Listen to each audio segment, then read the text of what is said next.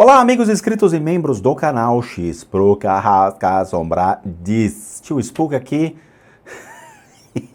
Só para deixar os...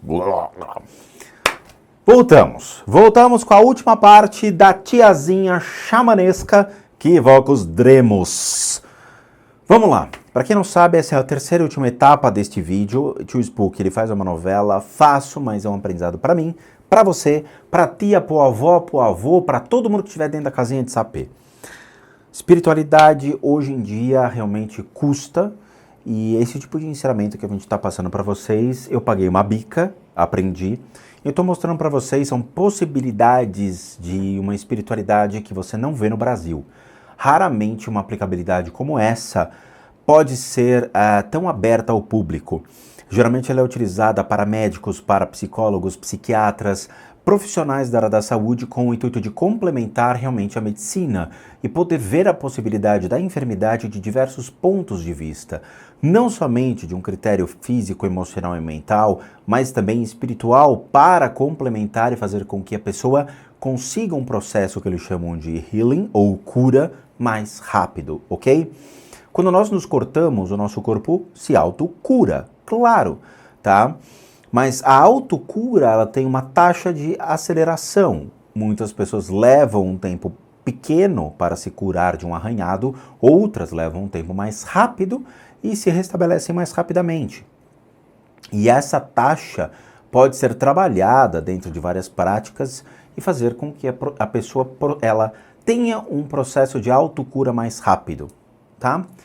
Mas nós ficamos aqui pendentes de ver a tia do xamanismo da Coreia e foi uma análise um pouco complicada, não foi uma análise muito fácil porque nós estamos falando de uma religião, né?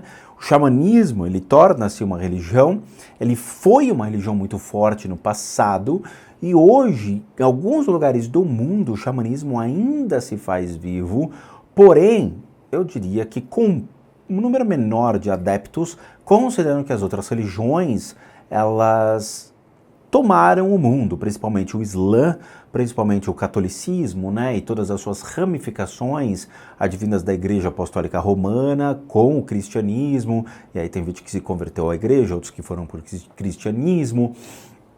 Então nós tivemos uma expansão no mundo dessas religiões e o xamanismo foi sendo reduzido a uma crença local. Sem problema, e eu acho que tem que voltar com tudo porque é assim, o que é nosso ninguém tira, não é mesmo? É assim que pronuncia. Mas eu fiquei de avaliar a mulher do xamanismo aqui, a tia que eu não sei o nome, eu não perguntei a ela, esqueci, mas que tipo de energia um xamã, no caso ela, possui e o que realmente pode ser algo verdadeiro, puro ou pode ser algo complicado? Nós temos dois pontos que chamam a atenção em termos de energia nela, já olhando para essa imagem, tá? Meu nariz está coçando porque os pelos da Lilo estão voando graças ao ventilador que eu liguei aqui embaixo. O Lilo é meu cachorro e o quarto está fechado e os pelos ficam voando aqui e acaba entrando no nariz do tio Swisparokis. Então, se eu ficar no fungue-fungue é por causa dos pelos do meu cachorro, tá? Tem que explicar para as pessoas. Nós temos dois pontos que chamam muita atenção olhando sobre essa mulher e que me impressionam. São pontos que não são facilmente observados nas pessoas. Eu trato pessoas há mais de 15 anos como terapeuta e psicoterapeuta alternativo, tá? Dentro das escolas que me licenciaram. E dificilmente eu vi algo desse tipo, assim, é muito difícil encontrar uma pessoa com esse tipo de energia. Ela tem uma energia dual, sem dúvida nenhuma. Ela tem uma energia, um pé aqui, um pé ali. Como assim, tio Spook? Ela é uma pessoa realmente religiosa? Sim, é. É. Notadamente é, tá? Ela tem a fortificação por meio das práticas da religião dela. Tem. Isso daí não é mentira. Então, em termos de bioenergia, os pontos relacionados à fé, à crença, eles estão acionados, o que significa que sim, ela exercita muito bem a crença dela, não significa que ela está no caminho certo, significa que ela tem a prática dela sim, e ela faz essa prática com muita devoção e força. Porém, os pontos de energia, eles estão manchados esses pontos da fé. O que significa um ponto de energia que não possua a sua cor tradicional, a sua cor? Cada ponto de energia possui cores diferentes, tá? Isso em decorrência à vibração que ele possui, ao órgão que ele está conectado, e ele possui uma cor diferente. Alguns pontos possuem cores mais fortes, outros cores mais fracas, em termos da aquarela que nós vemos, tá? O ponto realmente relacionado à religião, ele não é um ponto que aparenta uma força em termos de coloridos. Ele possui uma cor específica que é o conjunto que envolve os outros pontos que gera essa coloração a ele. Essa coloração desse ponto de energia, da fé, está turvo, o que significa que a fé dela, a energia do ponto da fé dela é dual. Isso é muito ruim, porque significa que o exercício da fé dela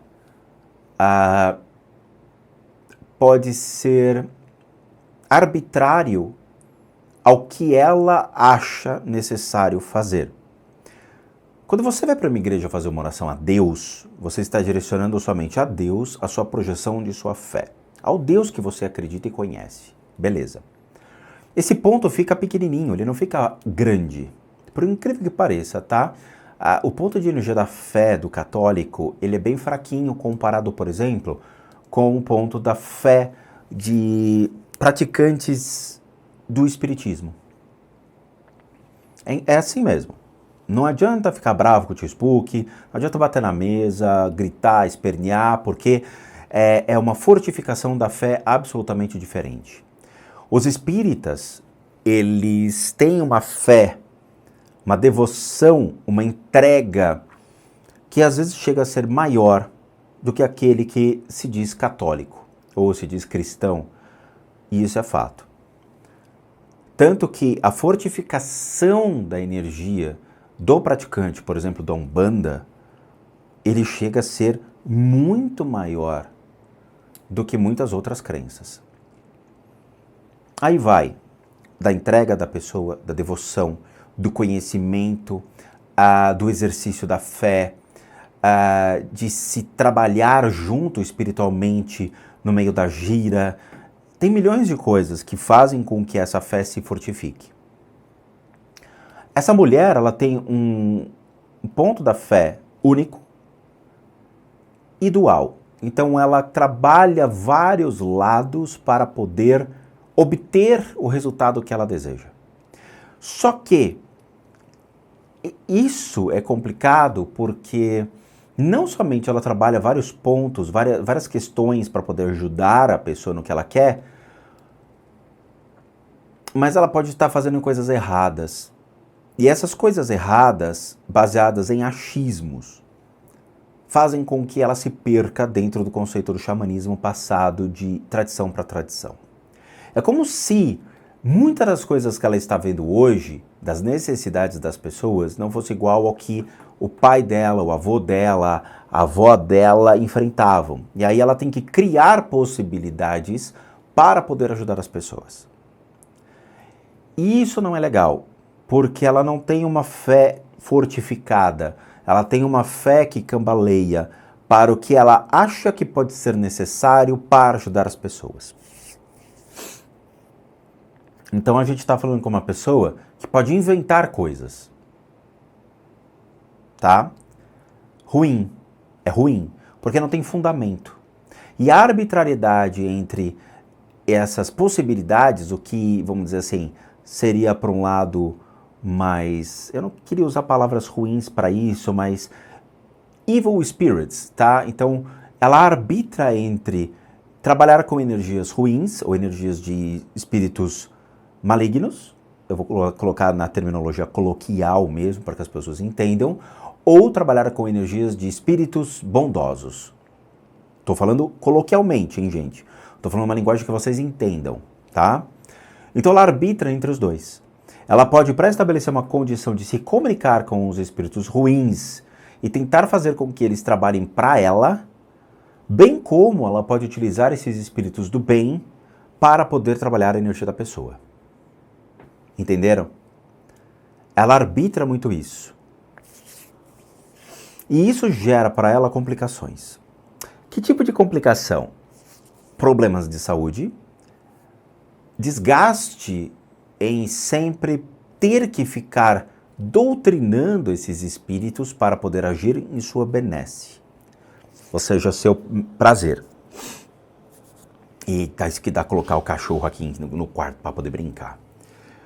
Isso é visto em outro ponto. Então nós temos esse ponto complicado em que, quando a gente olha isso dentro da medicina tradicional chinesa, ou mesmo dentro das aplicabilidades do Qigong, ou de praticantes que trabalham bioenergia no Oriente, ele vai sempre procurar outro ponto que diz se é verdade ou não isso. E aí complica, por quê? Ela tem dois pontos que são bem chatos, que eles estão causando uma espécie de inversão em termos de energia para ela. Ela tem um ponto da garganta e o ponto do plexo jogando para as costas. E isso é complicado, por quê? Porque demonstra que ela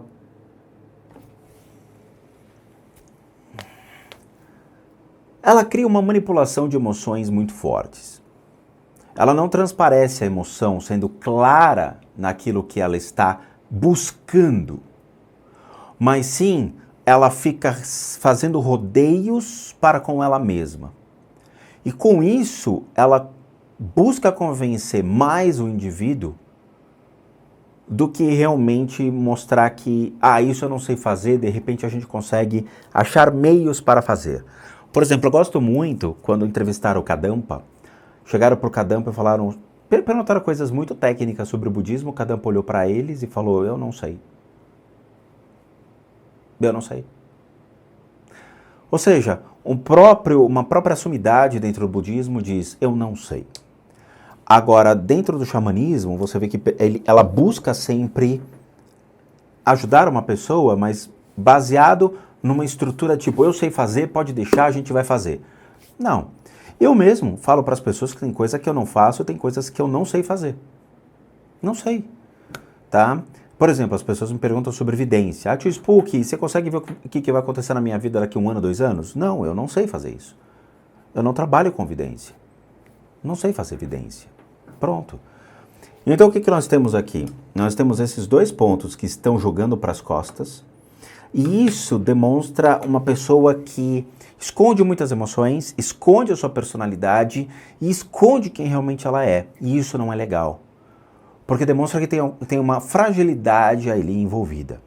Só que a gente tem um problema. Por quê? Porque não somente isso está acontecendo, mas ela tem uma energia atrás dela que ela considera como uma energia de proteção baseada num obsessor ou num espírito ruim que ela trabalha com essas energias. Da mesma maneira que ela trabalha com a criação de deuses, o Deus, o Deus e Deus e Deus, ou seja, ela fala isso no vídeo, né? Nós temos que apaziguar esses deuses ou fazer com que esses deuses, eles parem de fazer uma maldade sobre uma pessoa.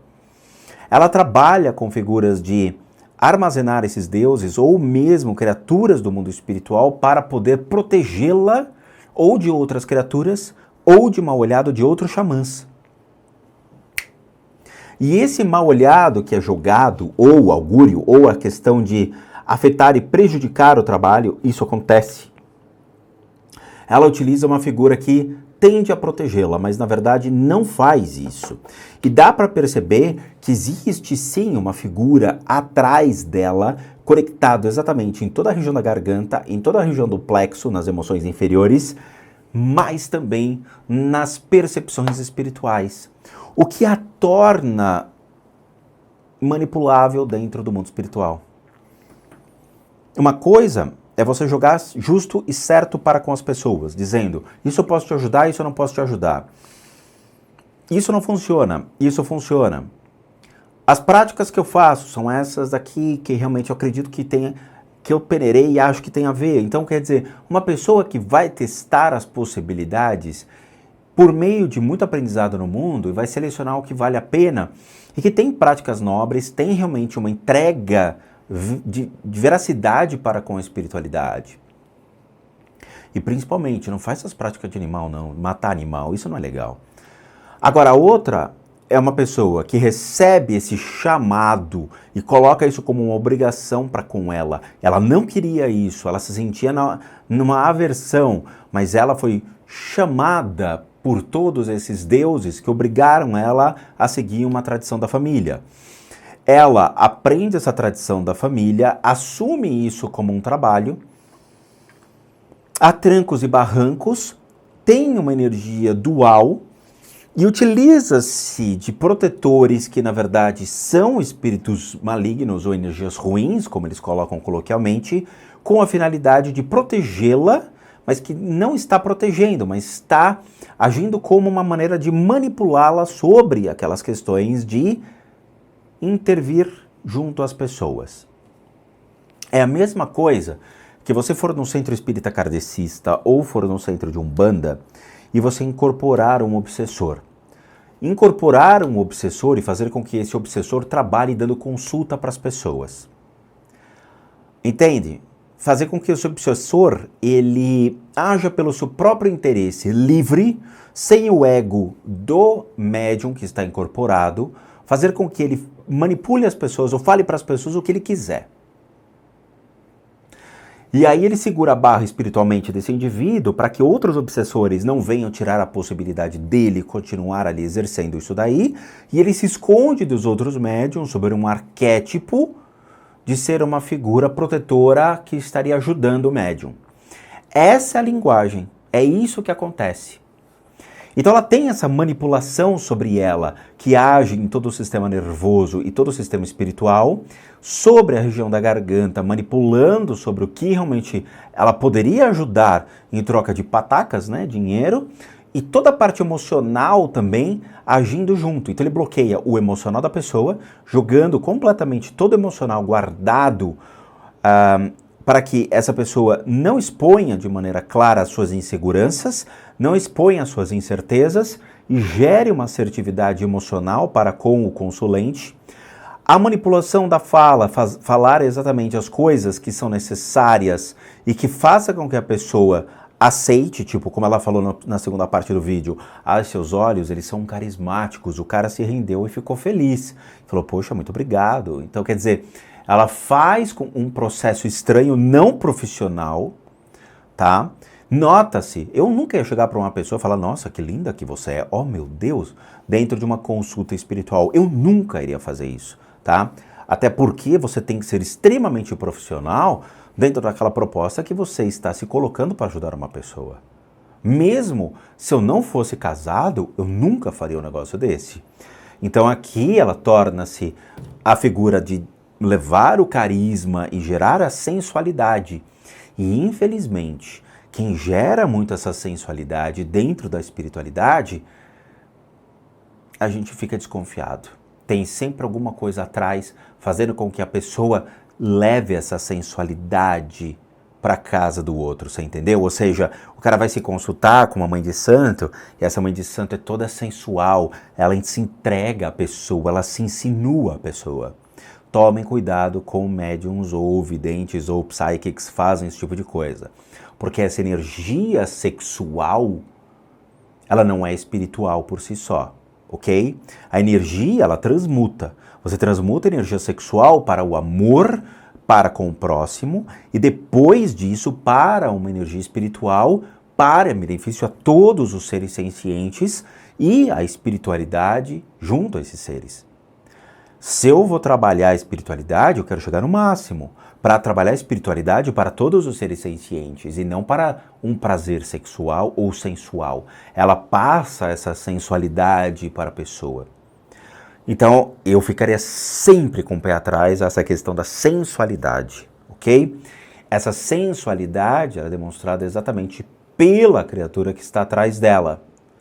Então tem que tomar muito cuidado, porque já não é a pessoa, mas sim alguém que estaria utilizando desta pessoa para trabalhar a energia do consulente. E isso também é visto na região do quadril dela. Na região do quadril, a gente tem o ponto de vontade muito excitado. Ou seja, é aquela questão de trabalhar essa coisa do xamanismo com tanto afinco, Ok, é uma profissão dela, mas também são as necessidades que ela coloca sobre a mesa. Mas que necessidades? Ela coloca várias questões. A parte sexual dela é extremamente excitada e ativada. Então ela tem um ponto sexual extremamente ativado, o que tudo bem, dentro da combinação do ponto da vontade, gera o tesão pelo trabalho, o tesão pela vida. Mas ele não está junto com esse ponto, ao contrário, ele está conectado junto aos pontos lá de cima, o que potencializa ainda mais essa situação que ela cria, tá? A região do quadril dela também está super ativada por causa dessa energia e por causa desse ser que está conectado a ela. Então, assim, se eu entrasse para conversar com ela e ela falasse, ok, eu vou ser a sua consulente agora, eu ia bater o olho, ativar os meus pontos de energia, uma vez que eu não sou 24 horas / 7 dias da semana um clarividente, eu arbitro a clarividência. Quando eu estou muito cansado, eu não faço nenhum tratamento ou mesmo não faço nenhuma análise, eu fico só nos vídeos de texto mesmo, como respondendo aos inscritos, transforme-se, a mediunidade, a gente conversa e aí dá tempo de eu me restabelecer. Então assim, eu entraria, olharia para ela e veria esta energia e falaria, aqui tem coisa, não vou me consultar. Já aconteceu isso na sua vida, tio Spook? Já aconteceu sim, tá? Uma amiga minha uma vez me ligou falando, olha, eu consegui uma consulta com uma mãe de santo e eu queria que você fosse comigo. Eu falei, mas por que eu? Não, você vai comigo. Tá bom. Ela passou em casa, a gente foi 2 horas de caminho até chegar na casa da mãe de santo, longe para Dedéu. Ela morava numa parte da periferia de São Paulo, entramos lá na casa dela. Quando entrei na casa dela, era uma senhora já, eu olhei e tinham 3 obsessores lá dentro, desse tipo. Eu olhei para os cantos, olhei, falei, tá, eu já sei que tipo de energia a senhora trabalha. Ela olhou para minha cara e falou, você tá vendo eles? Eu falei, tô. Ela falou, porque eu nunca vi, eu só escuto, mas eu não os vejo. Falei, não, eu os vejo claramente. Vou chamar minha filha. Ela pegou o telefone, ligou para a filha dela. A filha dela devia ter uns 17, 18 anos na época. Entrou, olhou para minha cara e falou, minha mãe disse que você os vê. Eu falei, sim, eu posso descrevê-las. Descrevi essas 3 figuras que estavam lá, que era muito parecida com esse tipo de coisa. E aí a menina falou, bate com o que eu vejo. Entendem? Então assim, era uma energia desse tipo. E por incrível que pareça, a mãe de santo, ela tinha essa questão da sensualidade, ela se vestia de uma maneira sensual, ela se insinuava para as pessoas. Então precisa tomar muito cuidado quando você vai ser atendido por certas pessoas, ver a questão profissional e ver que tipo de energia você está lidando. Mas como é que eu sei, tio Spook? Assista o vídeo e você já tem essa dica, ou mesmo os outros vídeos do canal, principalmente a playlist de mediunidade, que você vai ter um belo know-how de como se dá a mediunidade, quem realmente está por detrás dessa mediunidade, tá? Os pelos da Lila já estão voando de novo. Então assim, eu não me consultaria com ela, por quê? Porque eu sei que ela não tem equilíbrio emocional para essa situação, ela vai criar situações, por mais que tente me ajudar, mas são situações que eventualmente podem me complicar espiritualmente. Ela tem esse bloqueio espiritual, que é uma energia dual, que é questionável, e aí a gente não sabe até onde realmente é uma energia espiritual que vai me ajudar, que está conectado aos deuses que ela acredita, ou ela está conectada a seres do mundo espiritual que podem se conectar a mim e me prejudicar ainda mais. Pode ser, tá? Além, obviamente, desse obsessor que está conectado nas costas dela, trabalhando a energia do quadril e a energia do meio das costas, o que não é legal, tá? Mas fica aqui essa análise. De novo, esse tipo de coisa eu não faço aos inscritos do canal. E eu quero deixar isso muito claro. Muitas pessoas me mandam um e-mail falando, eu quero uma análise desse tipo. A gente não faz. A gente explicou nas regras do canal, que é uma playlist, o porquê. Qual que é o foco da minha pessoa, da Dani? Auxiliar nos tratamentos complementares às enfermidades vistas junto às pessoas que precisam dos tratamentos médicos. Então nós complementamos complementamos os tratamentos para as enfermidades físicas, emocionais e mentais. As pessoas nos encaminham os laudos médicos e nos explicam o que elas têm para que a gente possa ir atrás dos protocolos que nós temos, dos institutos que me dão respaldo para poder atender suas necessidades junto ao médico. Então, tem muitos médicos que nos procuram também, trazendo pacientes ou mesmo procurando esses auxílios. E aí a gente ajuda da maneira que podemos. Tem enfermidades que a gente fala, desconhecemos, vamos aprender juntos e vamos atrás da informação e o protocolo correto. Tem outras enfermidades que eu realmente falo para as pessoas, isso eu não consigo tratar. Ou outras que a gente fala, não, isso a gente pode te ajudar sim, não tem problema nenhum com relação a isso. Tá? Essas terapias que nós trabalhamos, elas são reconhecidas no mundo, elas têm toda a parte da licença para poder ser aplicadas.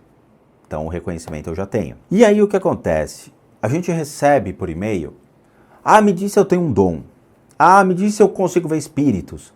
Minha mãe disse que eu nasci com uma habilidade de ver espíritos, eu quero que você me confirme isso. Esse tipo de coisa eu não faço. Então nós paramos de fazer essas análises porque as pessoas, primeiro que eu não posso diagnosticar ninguém, tá? Isso torna-se só uma mera curiosidade para as pessoas. Então eu não posso diagnosticar ninguém, quem diagnostica é o médico. Outra, eu não quero esse tipo de show de vaidades e o que a gente mais encontra é isso. Esse tipo de show de vaidade, me disse eu sou alguma coisa, disse eu tenho algum espírito, disse que fale sobre meus protetores, disse do meu mentor, fala algo do meu mentor.